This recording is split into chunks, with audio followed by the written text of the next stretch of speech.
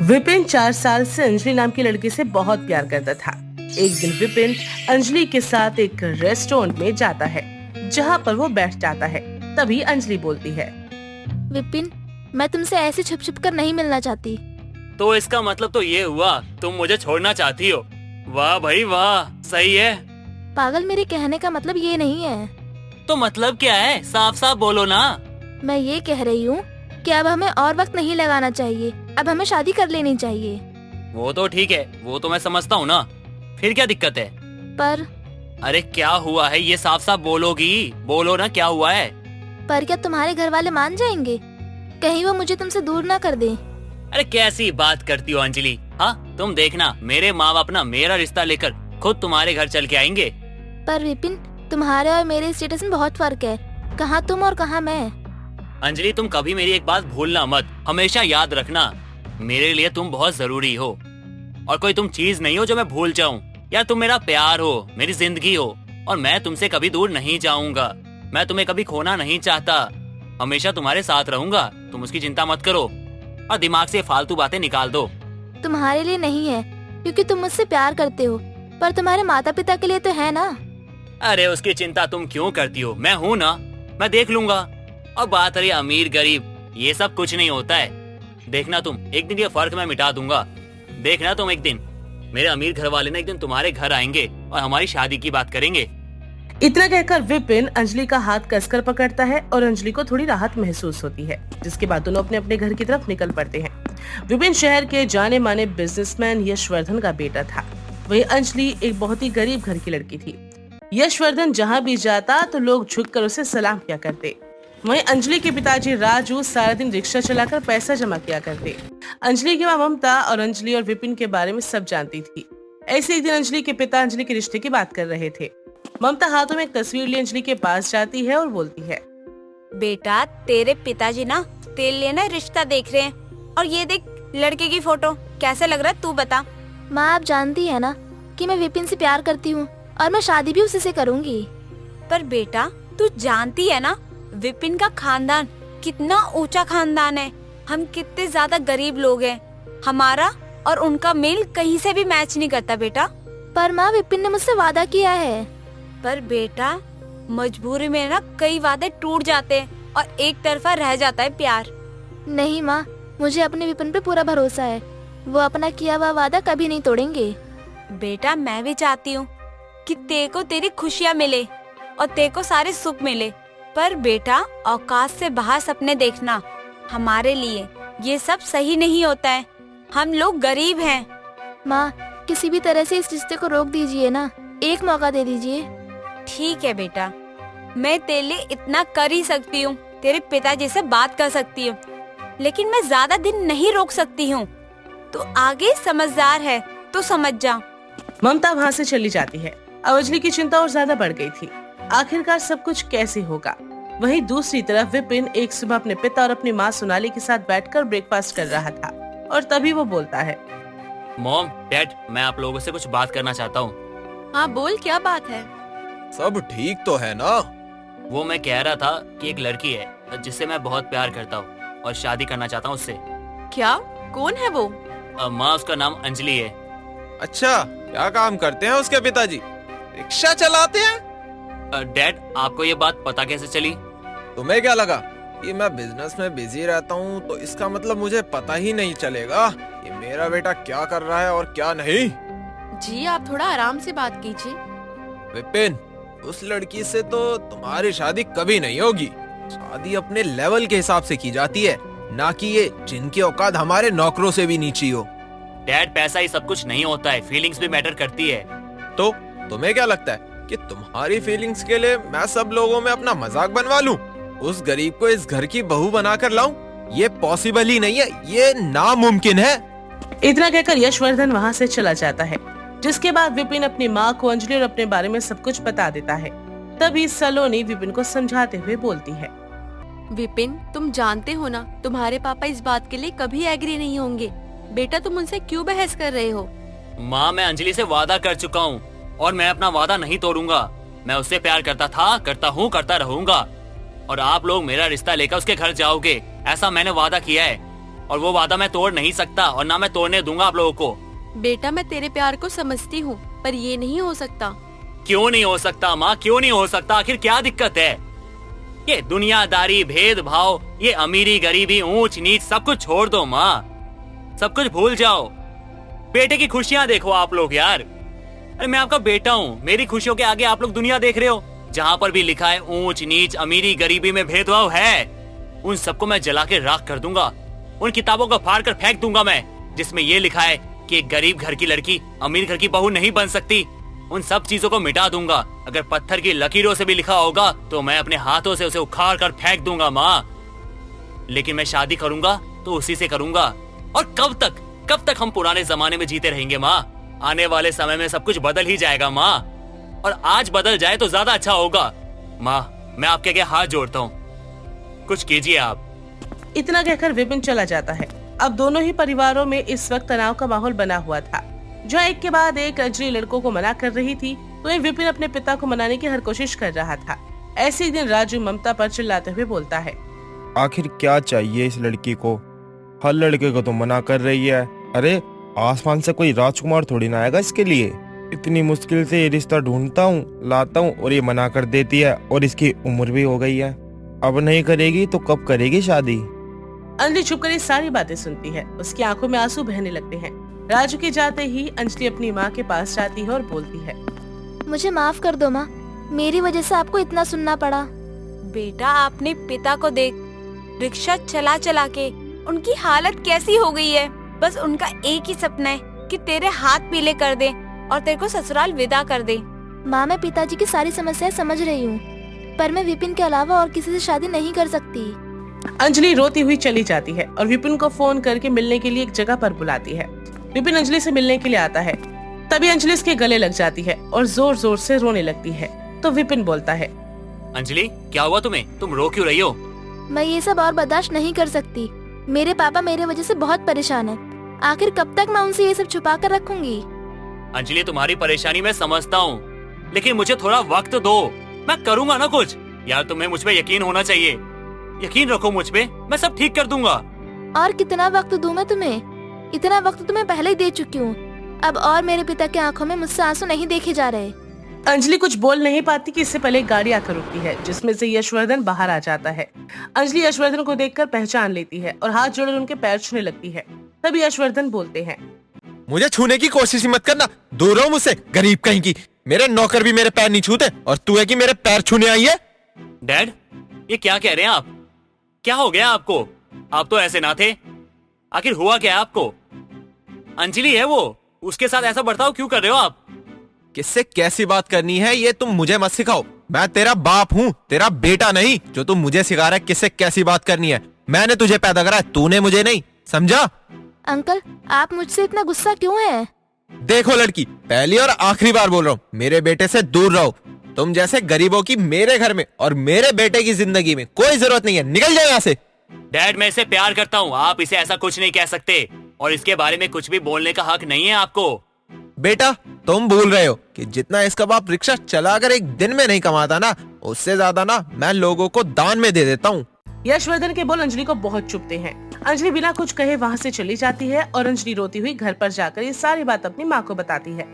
माँ आप सही कहती थी, विपिन के घर वाले कभी नहीं आएंगे हमारे घर और मैं विपिन से शादी नहीं कर पाऊंगी। अपने आप को संभाल अंजलि। माँ पिताजी से कह दीजिए, वो जहाँ कहेंगे मैं वहाँ शादी करने के लिए तैयार हूँ। अंजलि के मुंह से सारी बातें सुनकर ममता की आंखों में आंसू आ जाते हैं। दूसरी तरफ विपिन अंजलि से बात करने की बार बार कोशिश करता है, लेकिन उस दिन के बाद से अंजलि विपिन से बात नहीं करती। बेचैन हुआ विपिन एक दिन अंजलि के घर पहुंच जाता है। तभी अंजलि की माँ वहाँ पर होती है। वो अंजलि को बुलाती है। विपिन बोलता है, अंजलि अंजलि क्या बात है? हाँ क्या बात है? तुम मुझसे बात क्यों नहीं करती हो? हाँ तुम मेरे ना मैसेज का जवाब देती हो ना कॉल का। क्या हो गया तुम्हें? हाँ क्या हो गया? हाँ तुम मुझे बताओ, आखिर बात क्या है? तुम यहाँ क्यों आए हो? तुम्हारा और मेरा तो कोई मेल ही नहीं है, भूल गए क्या तुम? अंजलि तुम्हें डैड ने जो कुछ भी कहा था उस दिन, वो उन्होंने कहा था, मैंने नहीं कहा था। तुम तो जानती हो ना मैं तुमसे कितना प्यार करता हूँ, तुम समझती क्यों नहीं? पर उन्होंने सच ही तो कहा था कि ये अमीरी गरीबी में बहुत फर्क होता है और इसे कोई मिटा नहीं सकता। कैसी बात कर रही हो तुम? हाँ, कैसी बात कर रही हो तुम इतनी जल्दी हार कैसे मान सकती हो? अरे हम मिलके कुछ करेंगे ना। तुम मेरी हो और मैं तुम्हारा। यार क्या कर रही हो तुम? क्यों कर रही हो ऐसा? हम कभी एक नहीं हो पाएंगे विपिन, और मैं फैसला कर चुकी हूँ कि मैं अपने पिता के पसंद के लड़के से शादी करूंगी, और तुम भी अपने जीवन में आगे बढ़ जाओ। नहीं नहीं अंजलि, नहीं ऐसा मत बोलो। ऐसा कभी नहीं हो सकता, और ऐसा होगा तो मैं ऐसा होने नहीं दूंगा। तुम बस मेरी हो और मैं बस तुम्हारा। और ये बात तुम याद रखना। मैं कुछ भी करूंगा, जो करना होगा वो करूंगा। याद है ना, मैंने तुमसे वादा किया है मेरी शादी तुमसे ही होगी तो तुमसे ही होगी। और कहते हैं ना, किसी चीज को शिद्दत से चाहो तो पूरी कायनात मिलाने में लग जाती है। तो अब तुम देखोगी कि कैसे ये कायनात मेरा साथ देती है तुम्हें पाने के लिए। और मैं तुम्हें पाकर रहूंगा, और अपना वादा तो मैं पूरा करूंगा ही, चाहे कुछ हो जाए। विपिन वहाँ से चला जाता है और गुस्से में अपने घर पहुँचता है, जहाँ यशवर्धन से बोलता है, आ गए तुम उस गरीब लड़की से मिलकर। आखिर तुम्हें कब समझ आएगा कि उसका और तुम्हारा कोई मैच नहीं है? तो ठीक है डैड, मतलब आपको ये लगता है हमारा कोई मैच नहीं है और वो लोग हमारी हैसियत के बन नहीं सकते, तो मैं बन जाता हूँ। हाँ, मैं बन जाता हूँ उनकी तरह। ये क्या बोल रहे हो तुम? सही कह रहा हूँ माँ, मैं बिल्कुल सही कह रहा हूँ। देखो, वो लोग अमीर तो बन नहीं सकते, लेकिन मैं तो उनके जैसा गरीब बन सकता हूँ ना। मेरे लिए पैसा मैटर नहीं करता, मेरे लिए बस मेरी फीलिंग्स, मेरा प्यार यही मायने रखते हैं। पैसा, धन, दौलत ये नहीं भी होगा ना तो चलेगा, लेकिन मेरा प्यार, उसे खोकर मैं नहीं जी सकता। अब मैं खुद के दम पर एक ऐसा घर बनाऊंगा जहाँ वो आएगी तो सही मायने में उसे इज्जत मिलेगी, और मैं दूंगा उसे इज्जत। तो क्या करोगे तुम, बताओ जरा। मैं क्या कर सकता हूँ वो आप भी जानते हो, आप ही का खून हूँ। अगर आप जिद्दी हो ना तो मैं आपसे भी ज्यादा जिद्दी हूँ। जा रहा हूँ मैं घर छोड़कर, और अपनी एक नई दुनिया बनाऊंगा जहाँ मुझे आपके नाम, आपके शोहरत, किसी चीज की कोई जरूरत नहीं है। ये तुम क्या कह रहे हो बेटा? पागल तो नहीं हो गए हो? नहीं माँ, नहीं, सही कह रहा हूँ मैं। आज अभी इसी वक्त मैं घर छोड़ के जा रहा हूँ। मुझे नहीं रहना ऐसे घर में जहाँ के लोगों को मेरी परवाह ही ना हो, जहाँ के लोग मेरी फीलिंग्स को मारकर खुश रहते हो। और माँ इस घर में मेरा दम घुटता है।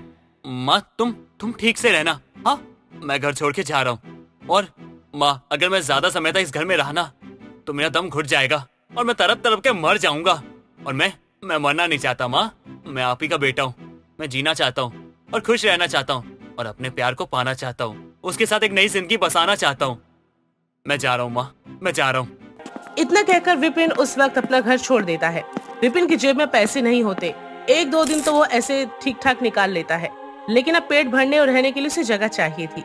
काफी भटकने के बाद आखिरकार विपिन को एक छोटी सी मैकेनिक की दुकान में जॉब मिल गई और वो उसी के पास एक कमरे में किराए पर रहने लगा। जी तोड़ मेहनत के बाद विपिन पैसा कमाना शुरू करता है। ऐसे एक दिन यशवर्धन की गाड़ी खराब होती है और वो इस मैकेनिक की दुकान पर पहुंचता है जहां विपिन काम कर रहा था। विपिन को इस हाल में देखकर यशवर्धन दंग रह जाता है। तभी विपिन बोलता है, बोलिए साहब, क्या दिक्कत है आपकी गाड़ी में?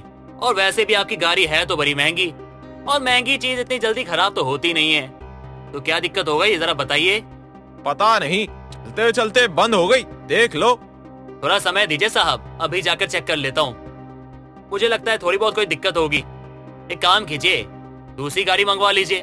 देख के तो लगता है बहुत पैसे होंगे आपके पास, और ऐसी छोटी मोटी जगह पर आपका रुकना भी सही नहीं होगा साहब। तो जाइए, जाकर दूसरी गाड़ी मंगवा लीजिए। कोई बात नहीं, मैं इंतजार कर लूंगा। यशवर्धन मैकेनिक की दुकान पर खड़ा अपने बेटे को देखता रहता है, पर विपिन अपने पिता को एक बार भी नहीं देखता। कुछ ही देर में विपिन गाड़ी सही कर देता है और चाबी देते हुए बोलता है, 200 हुए साहब। मेरे पास खुला नहीं है, बाकी के तुम रख लो। कोई बात नहीं साहब, मेरे पास तो है, मैं दे देता हूँ। मुझे ना मेहनत की कमाई खाने का शौक है, किसी का एहसान नहीं चाहिए मुझे। इतना कहकर विपिन बकाया पैसा अपने पिताजी को दे देता है और वापस अपने काम पर लग जाता है। यशवर्धन वहाँ से चला जाता है और घर आ जाता है और सलोनी को सारी बातें बताता है। सलोनी अपने बेटे की ऐसी हालत को जानकर बहुत परेशान हो जाती है। दूसरी तरफ राजू भी जैसे तैसे गरीब खानदान में अंजलि का रिश्ता पक्का कर देता है। अब रह रहकर यशवर्धन को विपिन की चिंता सताने लगी और एक दिन वो सलोनी से बोलता है, सलोनी, इतना कुछ होने के बाद भी मेरा बेटा उस छोटी सी दुकान में काम कर रहा है, वो भी उस लड़की के लिए, ताकि मैं मान जाऊं। आखिर ऐसा क्यों? क्योंकि आप अपने बेटे को समझ नहीं पा रहे हैं। पर तुम जानती हो ना सलोनी, इस घर की बहू नहीं बन सकती है वो लड़की। आप सोचिए ना, सिर्फ अपने प्यार को पाने के लिए और अपने आप को साबित करने के लिए हमारा बेटा ये सब कुछ कर रहा है, तो क्या हम उसकी खुशी के लिए ये नहीं कर सकते कि हम उसे उसका प्यार दे दे? पर सलोनी, लोग क्या कहेंगे आखिर? लोगों का काम है 4 दिन बोलना फिर भूल जाना। लोगों के बारे में सोचकर अपने बेटे का जीवन खराब मत कीजिए, अपना लीजिए ना उसके प्यार को। आखिर अपनी पत्नी के समझाने पर यशवर्धन अंजलि को स्वीकार करने के लिए मान जाता है, जिसके बाद यशवर्धन और सलोनी दोनों मिलकर विपिन के पास जाते हैं और यशवर्धन बोलते हैं, बेटा मुझे माफ कर दे, मैं समझ ही नहीं पाया, मेरे को समझने में देर हो गई। मैं भूल गया था कि मैं भी कभी गरीब था और मैंने मेहनत करके ही इस मुकाम पर पहुंचा हूँ। और मैं ऐसे गरीबों से नफरत करने लगा कि मैं भूल गया कि मैं भी एक गरीब हुआ करता था। और मैं पैसों की भूख में भूल ही गया था कि इंसान गरीब नहीं, इंसान की वक्त की मजबूरी होती है और उस मजबूरी से इंसान खुद ही निकलता है। और मैं पैसों की वजह से अपने परिवार को भूल गया था। मेरे को ये याद रखना था कि जीवन में परिवार की खुशी से बढ़कर और कुछ नहीं होता। हम चलेंगे, हम अंजलि के घर रिश्ता लेकर चलेंगे, चल तू हमारे साथ। अपने पिता की बात सुनकर विपिन खुश हो जाता है और पिता को गले लगा लेता है। वहीं दूसरी तरफ अंजलि के परिवार वाले जिस लड़के के अंजलि का रिश्ता पक्का हुआ था, उस परिवार के आने का इंतजार कर रहे होते हैं। दरवाजे पर खड़खड़ाहट होती है। ममता जल्दी से जाकर दरवाजा खोलती है, लेकिन सामने यशवर्धन, सलोनी और विपिन साथ खड़े थे। ममता को अपनी आंखों पर यकीन नहीं हो रहा था। ममता उनका घर में स्वागत करती है और तभी राजू कहता है, साहब, आप तो यशवर्धन साहब जी है ना? आप हम गरीबों के घर क्या करने आए हो? रिश्ता लेकर आए हैं आपके घर पर। रिश्ता लेकर? जी हाँ, हम रिश्ता लेकर आए अपने बेटे का, आपकी बेटी अंजलि के लिए। साहब, मुझ गरीब से क्या मजाक कर रहे हो? अरे बिल्कुल भी नहीं, और ये साहब मत कहिए, समधी हैं हम आपके, माफ कीजिएगा। हमें रिश्ता लाने में थोड़ी देर हो गई, वरना हम तो कब का हम अपनी अंजलि बिटिया को घर की बहू बनाकर ले जाते। इतना कहकर यशवर्धन शुरू से लेकर अंत तक सारी बातें राजू को बताता है। अपनी बेटी का इतने अमीर घर का रिश्ता खुद घर पर चल कर आया, ये देखकर राजू बहुत खुश होता है और इस रिश्ते के लिए हाँ कर देता है। तभी विपिन अंजलि का हाथ पकड़कर बोलता है, मैंने तुमसे कहा था ना, एक दिन मेरा परिवार खुद आएगा तुम्हारे लिए, तुम्हारे घर रिश्ता लेकर। मैंने अपना वादा पूरा कर दिया। हाँ, हो गया तुम्हारा वादा पूरा। अब तो चलोगी ना तुम मेरी दुल्हन बनके मेरे घर?